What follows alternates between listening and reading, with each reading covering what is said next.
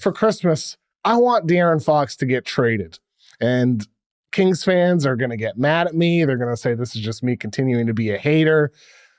And maybe that is the case, but I don't think so. I think this is for the best for the Kings because with Fox, he is a real flight risk to leave. The Sam Amick report with Anthony Slater over at The Athletic. Yep. This is spot on true. They reported that Rich Paul met with the Kings front office, Monte McNair, their general manager, about the future. They framed it as the Kings are in a danger zone with DeAaron Fox. He has 2 years remaining on his contract.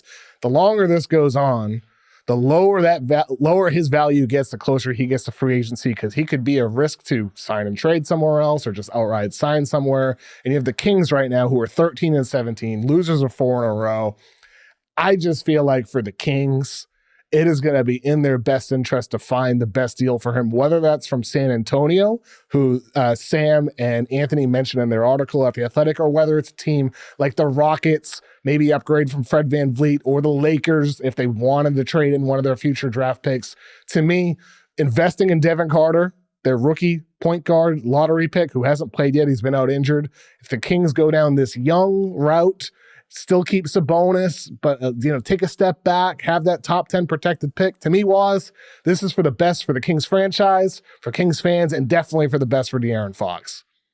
I tend to agree with you, Kev. And it's not just that things aren't working as it stands. I just think it's been 8 years. He's been, a good soldier. He's justified where they picked him in the draft, the extensions that they've given him. I think this thing feels like it's run its course, right? When they traded Sabonis for Halliburton, it was the idea that they would have a new conception of what this nucleus would be. And I'm sorry, if you're a Kings fan and you're being brutally honest with yourself, is a nucleus of De'Aaron Fox and Domantas Sabonis as your second best, second highest paid player, is that a championship core? And I would think the answer is unequivocally no. Like, Domantas Sabonis is a nice player, all-star borderline damn near every year. Clearly a nice guy, according to Netflix. Seems like a great family man and a good guy. But I don't think he is the cornerstone of a championship roster. That's just borne itself out. And if you're De'Aaron Fox, who is no longer some spring chicken. Like, this guy is 27 years old now. I know it's crazy to think because he got drafted at 19, but he's 27 now. This next deal, next contract in his 30s. Yes. This next deal is going to take him into the end of his prime. And so I understand why he's agitating to be in a more winning, championship contending situation, because in his whole career, he only had that Warriors series, which was great, by the way, fantastically competitive, amazing series 2 years ago. But that's the only taste of, basically the highest echelon of his profession that he's ever had. And even that was only in the first round. And so, bro, he's looking at a guy who's like, yo, I can see the back half of my career coming up here.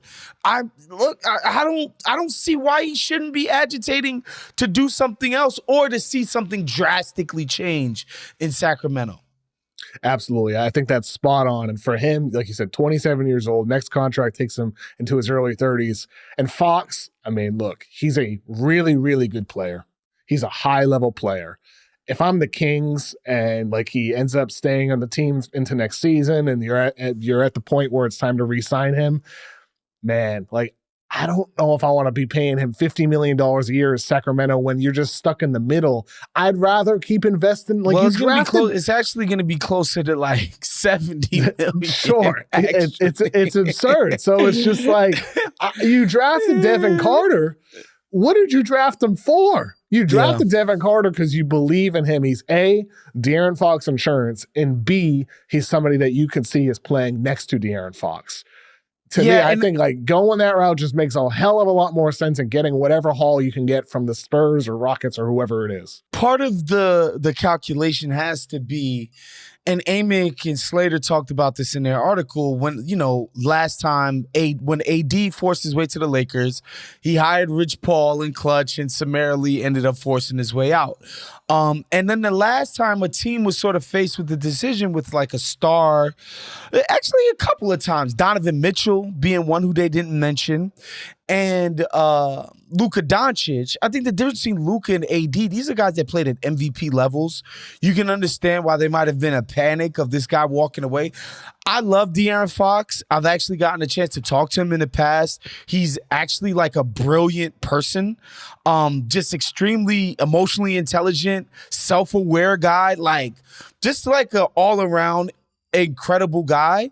However, he ain't no Luka Doncic. No. He ain't no Anthony Davis. So if you got to part ways, I don't think it's the end of the world for the Sacramento Kings if it comes down to that. Well, is he even a Donovan Mitchell?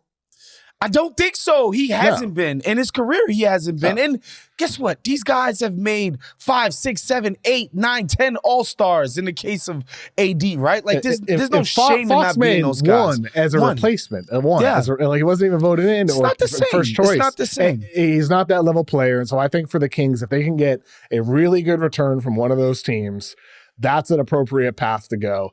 Take a step back this year. Your pick is protected. If you end up with a lottery, and who knows, draft lottery night in May, maybe you get really, really lucky. You ended up with the number 1 or number 2 pick, or even just number 4.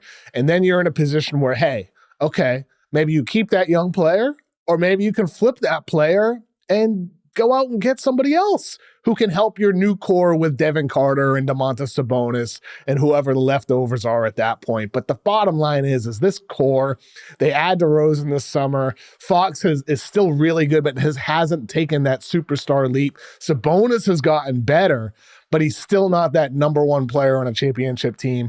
Trade De'Aaron Fox, set the franchise forward with a clear direction, and everybody's happy.